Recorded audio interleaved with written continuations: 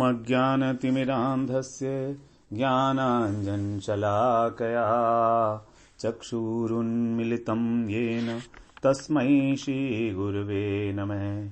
वाञ्छाकल्पतरुभ्यश्च कृपा सिन्धुभ्यैव च पतितानां पावनेभ्यो वैष्णवेभ्यो नमो नमः। नमो महावदन्याय कृष्ण प्रेम प्रदायते कृष्णाय कृष्ण चैतन्य नाम्ने गौरत्विषे नमः। हे कृष्ण करुणा सिंधो दीनबंधो जगतपते गोपेश गोपिका कांत राधा कांत नमोस्तुते। तप्त कांचन गौरांगी राधे वृंदावनेश्वरी वृषभानुसुते देवी प्रणमामि हरिप्रिये।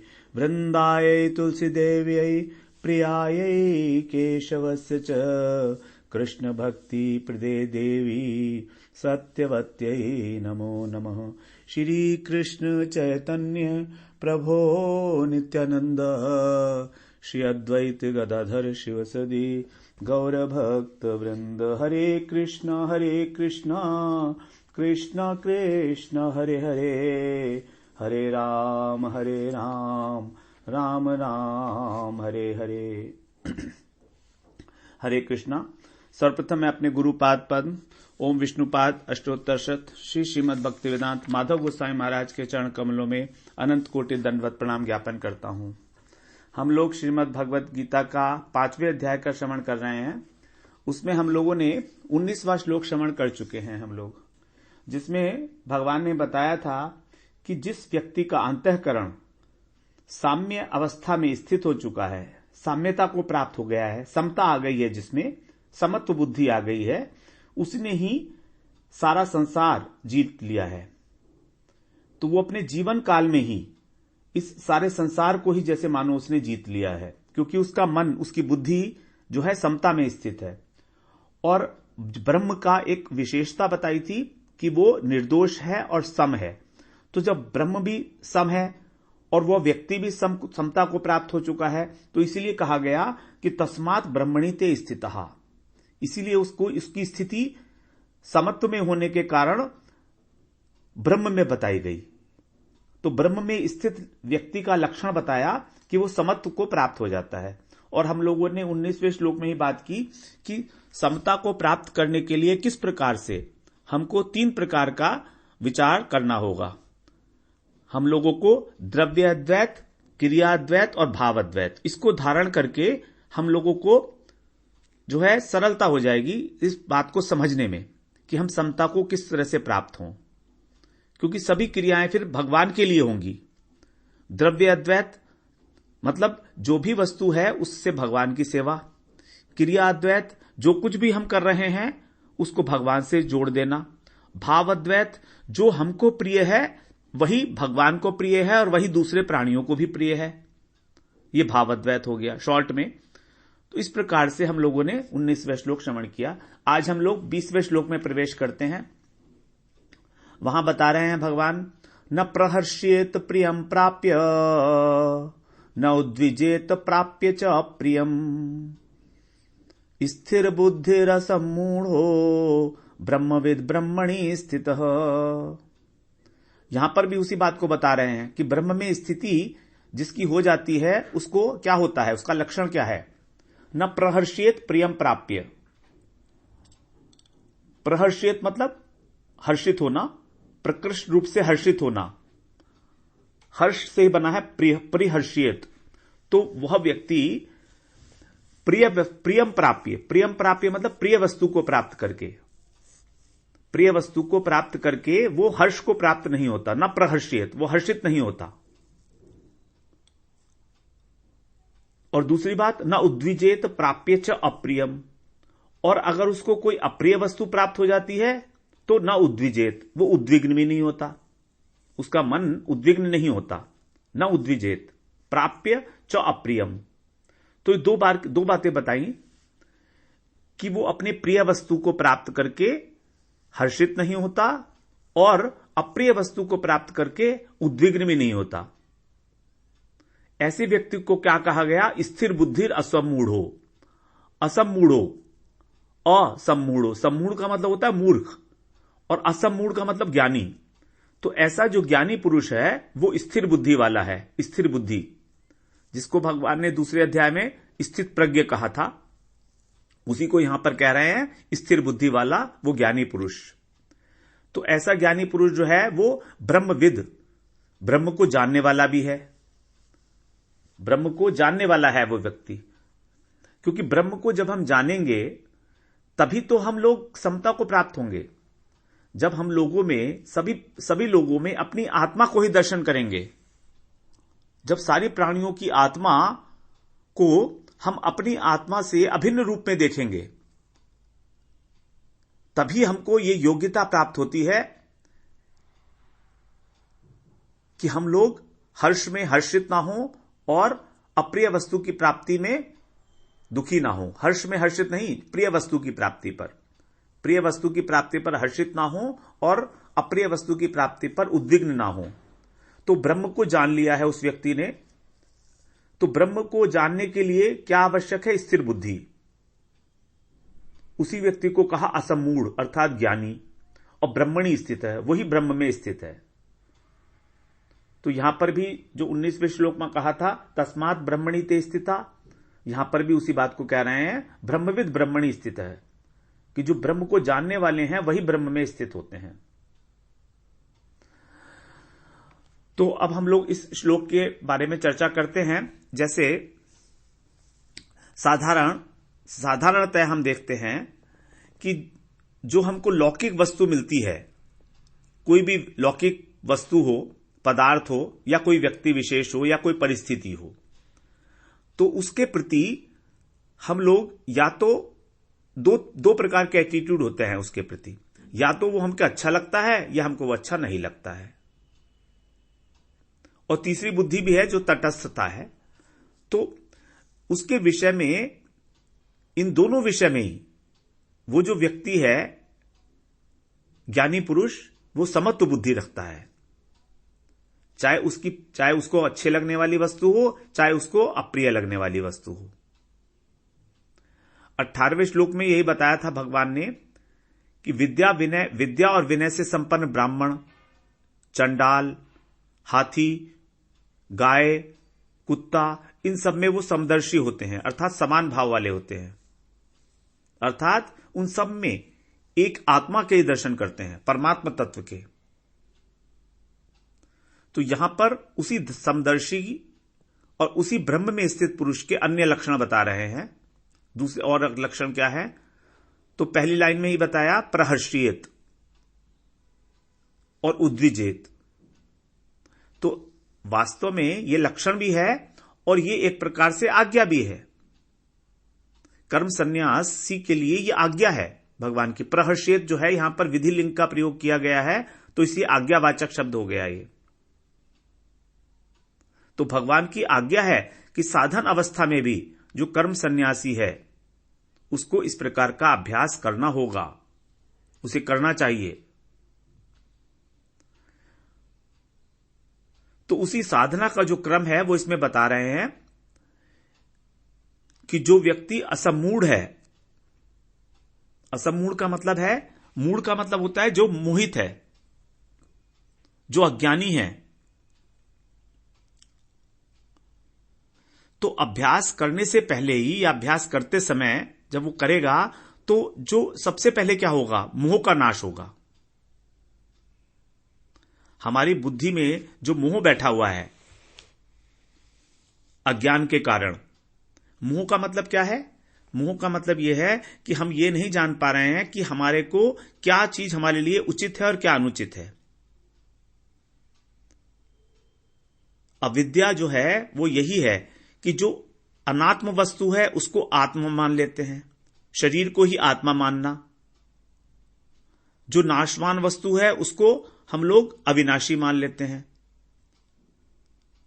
जैसे हमारे संबंध हैं वो सब नाशवान संबंध है। हमारा जितना भी हमारी जितनी भी धन है, हमारा परिवार है, हमारा प्रॉपर्टी है, वो सब नाशवान है। लेकिन हम इसको ये मान के बैठे हैं कि परमानेंट हमारे साथ रहेगा। तो यही है मोह। तो असत वस्तु में सत्य को मान लेना, सत्य मान लेना उसको, अपवित्र वस्तु को पवित्र मान लेना, अपवित्र वस्तु को पवित्र मान लेना, शरीर को आत्मा मान लेना, यही है मोह। और इस मोह का कारण हम लोग पहले बात कर ही चुके हैं कि माया जो है वो इस मोह का कारण है। तो जब तक इस प्रकार का मोह होगा हमारी बुद्धि कभी भी स्थिर नहीं हो सकती। तो सबसे पहले मोह का नाश होगा, असमूढ़ो, उसके बाद बुद्धि की स्थिरता होगी, स्थिर बुद्धि। ये सारे स्टेप्स हैं जो भगवान यहां पर बता रहे हैं। सबसे पहले असमूढ़ो, असमूढ़ का मतलब मोह का नाश, फिर स्थिर बुद्धि, तो स्थिरता प्राप्त होगी बुद्धि के अंदर। उसके बाद फिर बताया ब्रह्मविद, ब्रह्म को जानेगा, ब्रह्म तत्व को जानेगा, और उसके बाद फिर ब्रह्म में स्थित होगा। तो ब्रह्म में स्थित होने के लिए पहले ब्रह्म को जानेगा, तत्व ज्ञान को अर्जित करेगा। तो ये जो लास्ट वाली लाइन है इसमें पूरा का पूरा कर्म सन्यासी के लिए एक क्रम बता दिया है साधना का। पहले मोह का नाश, फिर बुद्धि की स्थिरता। यही बात अर्जुन ने 18वें अध्याय में और लास्ट में कही है, जब भगवान ने अपना पूरा उपदेश दे दिया था। तो इसी बात का वो जो है वैलिडेशन कर रहे हैं अर्जुन 73वें श्लोक में। नष्टो मोह स्मृतिर्लब्धा, मेरा मोह नष्ट हो गया है, मुझे स्मृति प्राप्त हो गई है। अब स्मृति कौन सी प्राप्त हो गई है? स्मृति मतलब कि मैं भगवान का दास हूं, मेरा कर्तव्य है कि भगवान की सेवा करूं। त्वत्प्रसादात् मयाच्युत स्थितो अस्मि, अब मैं स्थित हो चुका हूं। गत संदेह, मेरा संदेह निवृत्त हो चुका है, अर्थात मेरी अब बुद्धि स्थिर हो गई है। तो उसी क्रम को यहां पर भगवान बता रहे हैं। पहले मोह का नाश, उसके बाद स्मृति की प्राप्ति, उसके बाद बुद्धि के अंदर से संशय का नाश, और फिर स्थिर बुद्धि। तो यहां पर स्मृति की बात नहीं की और संशय की भी बात नहीं की, सीधे मोह के बाद स्थिर बुद्धि की बात कर दी है भगवान ने। बीच के 2 स्टेप्स जो हैं वो अर्जुन आगे 73वें श्लोक में एक्नॉलेज कर रहे हैं उस बात को कि what has been the process, कैसे कैसे हुआ था मेरे साथ। उसके बाद फिर वो ब्रह्म को जानकर ब्रह्म में ही स्थित हो जाएगा, ब्रह्म में स्थित होगा, न कि ब्रह्म बन जाएगा। इस बात को हम लोग दोबारा से रेखांकित कर लें। पहले भी हम बात कर चुके हैं कि ब्रह्म में स्थिति का मतलब यह नहीं है कि ब्रह्म बन जाएगा। अहम ब्रह्मस्मि नहीं चलेगा, सो अहम नहीं चलेगा, जो वह है वही मैं हूं, ऐसा नहीं है। वो हमारे उपास्य तत्व हैं और हम उपासक हैं, वो सेव्य हैं और हम सेवक हैं। अगर मैं भी वही हो जाऊंगा जो ब्रह्म है, तो फिर तो ना तो सेवक रहा ना सेव्य रहा, तो सेवक और सेव्य भाव का ही नाश हो जाएगा, जिसके लिए हनुमान जी ने बिल्कुल मना कर दिया था।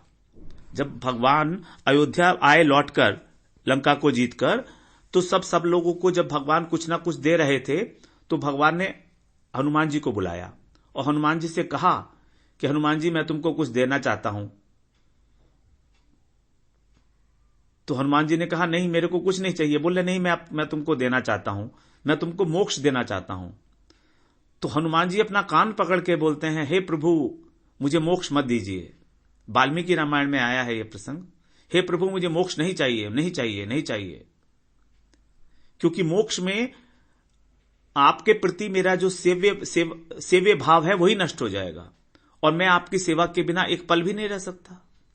फिर मैं ऐसे मोक्ष को क्या करूंगा जहां पर मैं आपकी सेवा ही नहीं कर पाऊंगा। मुझे ऐसा मोक्ष नहीं चाहिए।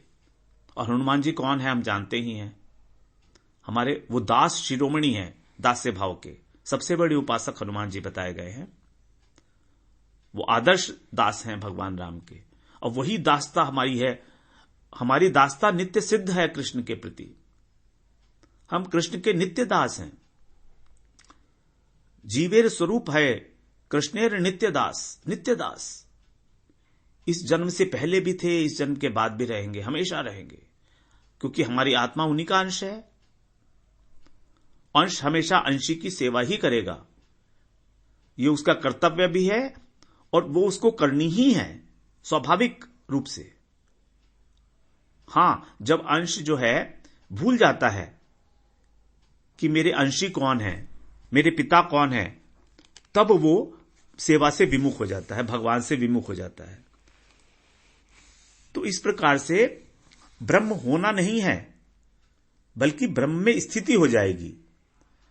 ब्रह्म में स्थिति का मतलब यही है कि वो ब्रह्म के समान गुणों वाला हो जाएगा। जैसे ब्रह्म समता को, ब्रह्म का गुण है निर्दोषता, समता, तो वो भी उसी प्रकार से हो जाएगा। लेकिन ऐसा होने पर भी वो पूरा ब्रह्म ही नहीं बन जाएगा, क्योंकि ब्रह्म क्या है, भगवान क्या है, परमात्मा क्या है, वो तो माया के अधीश्वर हैं। लेकिन जीव कभी भी माया का अधीश्वर नहीं बन सकता। जीव इस संसार की, इस ब्रह्मांडों की सृष्टि नहीं कर सकता, फिर वो कैसे ब्रह्म बनेगा?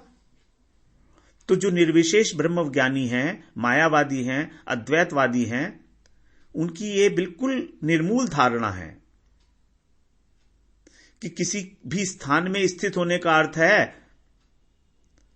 कि हम वही हो गए। ऐसा कैसे हो सकता है? जब हम किसी स्थान विशेष में जाते हैं तो उस स्थान विशेष के जो गुण हैं, गुण धर्म है, वो हमारे अंदर आ जाता है, हम उसको एक्सेप्ट कर लेते हैं।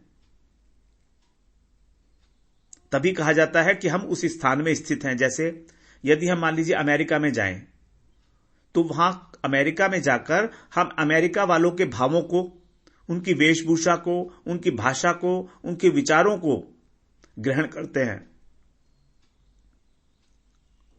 उनके विचारों को हम ग्रहण करते हैं। हम अमेरिकी नहीं बन जाते हैं, हम अमेरिका नहीं बन जाते हैं कि अमेरिका में गए तो अमेरिका बन गए। ऐसा कभी नहीं हुआ।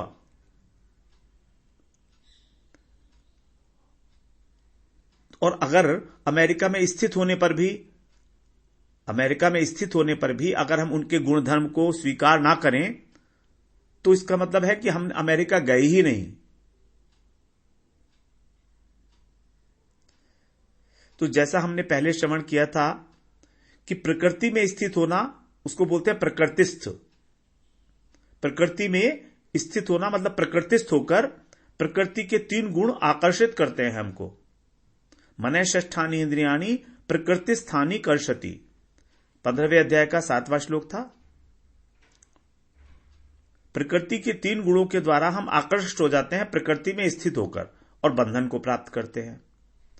उसी प्रकार से ब्रह्म में स्थित होना अर्थात तीनों गुणों से अतीत हो जाना और ब्रह्म तत्व का अनुभव करके इस संसार के बंधन से भी मुक्त हो जाना, यही है ब्रह्म में स्थिति, जिसको मोक्ष कहा गया है। तो इस बात को हम लोगों को समझना लेना चाहिए कि भगवान क्या कह रहे हैं। भगवान ने कहीं भी नहीं कहा कि तुम ब्रह्म बन जाओगे। कहां कहा भगवान ने यहां पर पूरी भगवत गीता में कि तुम ब्रह्म बन जाओगे? फिर अब एक दूसरा जो पद है सबसे पहले इसमें आया, न प्रहर्षेत और न उद्विजेत। तो प्रिय क्या है हमको और अप्रिय क्या है? हमारा शरीर को, हमारी इंद्रियों को, मन को, बुद्धि को जो भी अनुकूल व्यक्ति मिलता है या पदार्थ होता है या घटना होती है या परिस्थिति बनती है, अगर वो अनुकूल है तो इसका मतलब है कि वो हमको प्रिय है, और अगर प्रतिकूल है तो कहिए अप्रिय है। तो यही है, अगर अनुकूलता को प्राप्त कर रहा है तो प्रियता को प्राप्त कर रहा है, और प्रतिकूल है तो अप्रिय की प्राप्ति है। तो अनुकूलता के मिलने पर हर्षित हो जाना, प्रसन्न हो जाना, खुश हो जाना,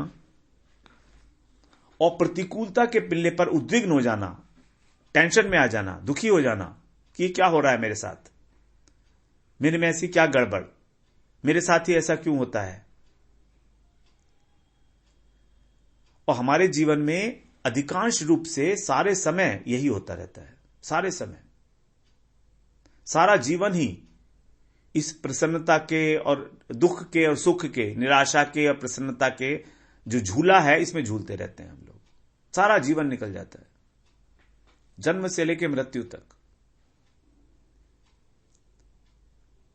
जैसे एक बच्चा होता है, अगर उसको छोटा सा कोई खिलौना दे दिया जाए, रो रहा है, खिलौना दे दिया तो चुप हो गया, और अगर हमने उससे छीन लिया तो वो रोने लगेगा, क्योंकि खिलौना उसके अनुकूल है और छीनना उसके प्रतिकूल है। बिल्कुल वैसी ही स्थिति हमारी है। अब ऐसी स्थिति में बुद्धि के अंदर स्थिरता कहां से आएगी? बुद्धि के अंदर स्थिरता कहां से आएगी? क्योंकि हमारी बुद्धि में हमेशा जो महत्व रहेगा वो संसार का है, संसार के पदार्थों का है, न कि परमात्मा का। तो जब तक हमारे मन, बुद्धि, अहंकार, इसमें ये संसार घुसा हुआ है, संसार का मतलब संसार के पदार्थ, संसार की बातें, संसार की घटनाएं, संसार के व्यक्ति, जब तक ये घुसे हुए हैं हमारे शरीर अंतःकरण में, तब तक बुद्धि की स्थिरता का प्रश्न ही नहीं। क्योंकि संसार जो है ये एक सागर है सुख, जिसमें लहरें उठती हैं सुख और दुख की।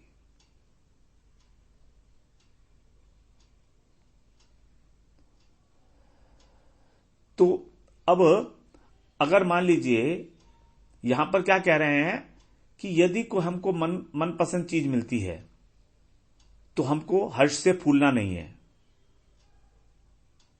हम लोग हर्षित हो जाते हैं ना, तो वो कह रहे हैं ये हर्ष क्या चीज है? ये हर्ष है हमारे बुद्धि की सूजन, स्वेलिंग। जैसे गले में सूजन हो जाती है और फूल जाता है।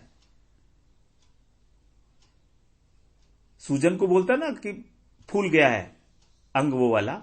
तो ये फूलना जो है वही है, स्वेलिंग है। ये एक प्रकार का रोग है, ये फूलना, ये सो कॉल्ड हर्ष का होना एक प्रकार का रोग है, ये डिसीज। और हम इसी सो कॉल्ड हर्ष से फूलते रहते हैं, खुश होते रहते हैं। और यदि मन की बात ना हो, कोई विपरीत हो जाए तो परेशान हो जाते हैं, घबरा जाते हैं, टेंशन में हो जाते हैं, परिस्थिति को कोसने लगते हैं, सिस्टम के विरुद्ध कंप्लेन करने लगते हैं। वो हमको निगेटिविटी में धकेल देता है वो सिचुएशन। हम कंप्लेन करते हैं कि यहां तो कोई ठीक तरह से सिस्टम है ही नहीं। ऑफिसेज में ऐसा देखा जाता है कई बार कि आपकी पोस्टिंग ऐसी जगह हो जाती है जहां पर कोई सिस्टम नहीं है, ज्यादा स्ट्रिक्ट, तो हम लोग बड़े कंप्लेन करते हैं उस सिस्टम से। तो यहां पर ये नहीं कह रहे हैं कि हमें कंप्लेन नहीं करना है सिस्टम से। ऑफिस के अंदर ऑफिस की बात तो ऑफिस में करनी ही पड़ेगी, जो जरूरत है, लेकिन यहां बात कर रहे हैं समझने की अपने जीवन में कि यदि हमको कोई विपरीत परिस्थिति मिलती है तो भी हमको कंप्लेन नहीं करनी है, क्योंकि कंप्लेन से कुछ होने वाला तो है नहीं, हमारा मन ही खराब होगा। और जब उस कंप्लेन की सुनवाई नहीं होगी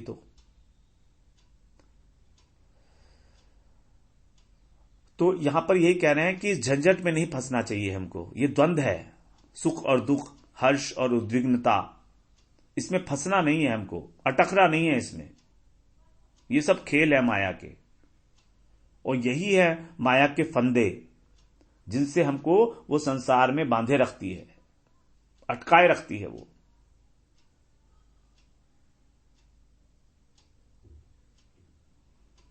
तो हम लोग अपनी जो हमारी जो परमार्थिक उन्नति नहीं हो रही है वास्तव में, वो कहां पर अटके हैं हम? यही अटके हैं हम लोग कि हम लोग ये मानते हैं कि कभी हमको पुत्र में सुख मिलेगा, कभी धन से मिलेगा, कभी मकान से मिलेगा, गाड़ी से मिलेगा, पद से मिलेगा, पॉलिटिक्स से मिलेगा।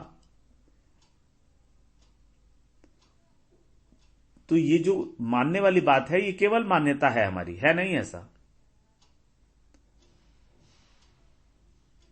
संतों ने तो इसको कहा है कि मन की गढ़ी हुई अपनी कहानी है, क्योंकि मन हमेशा हमको तुच्छ पदार्थों में अटकाए रखेगा।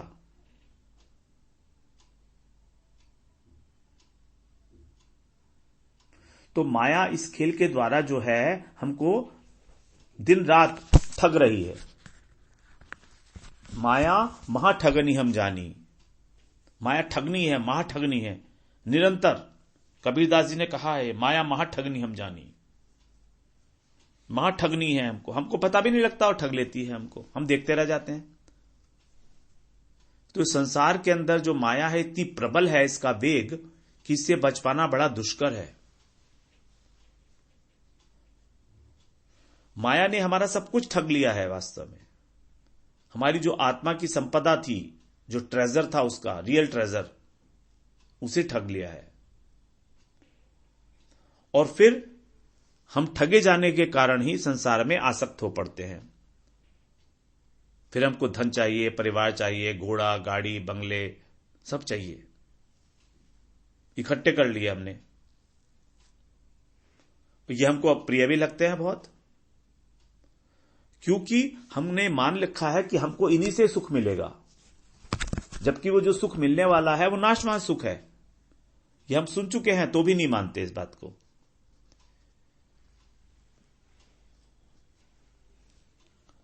तो हमारा ये जो हमारा अनुभव क्या कहता है, हमारा अनुभव ये कहता है कि हमारा इनसे निरंतर वियोग हो रहा है। जितने भी सुख हैं, जितने भी पदार्थ हैं, अर्थात जो भी हमने प्राप्त किया है वो सब धीरे धीरे नष्ट हो रहा है।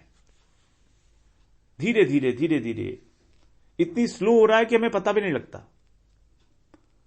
क्योंकि जगत का नियम है, ये स्वभाव है उसका। 6 विकारों में से एक है ये। जन्म, वृद्धि, परिणाम, स्थिति, क्षय और विनाश। तो ये तो शरीर का और जगत का धर्म है, स्वभाव है ये उसका, कि उसका क्षय होगा ही होगा। तो जब तक हम इस मान्यता को पकड़े रहेंगे, मान्यता का कि संसार से मुझको सुख मिलेगा, तो माया महारानी जो है हमको ऐसे ही हमेशा हमेशा के लिए ठगती रहेंगी। लेकिन यदि हम इन मान्यताओं को छोड़ने के लिए तैयार हो जाएं, छोड़े ना भी, अभी तैयारी हुई है, इंटेंशन हैज बीन रजिस्टर्ड